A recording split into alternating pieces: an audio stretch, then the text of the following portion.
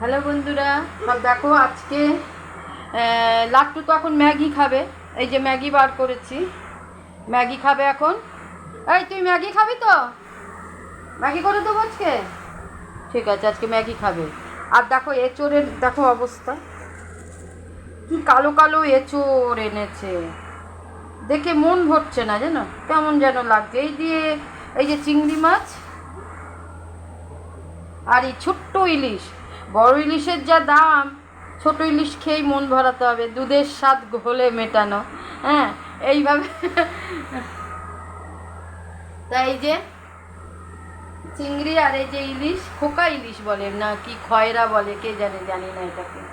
এই যে এনেছে, আর চিংড়ি এনেছে, এই এঁচোড় দিয়ে করব।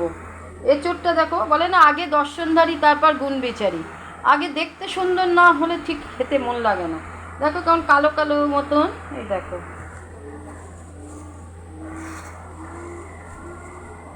এই দেখো বেশ সাদা ধবধবে এঁচোড় হবে, কচি একদম। এটা কচি আছে কিন্তু কেমন কালো কালো। এই দিয়েই করবো আজকে চিংড়ি মাছ। আর এইটা এমনি হালকা পাতলা, বেশ কাঁচকলা বেগুন দিয়ে ঝোল। তা কাঁচকলা নেই, শুধু বেগুন আলু দিয়ে ঝোল করব এই এই ইলিশ মাছটাকে।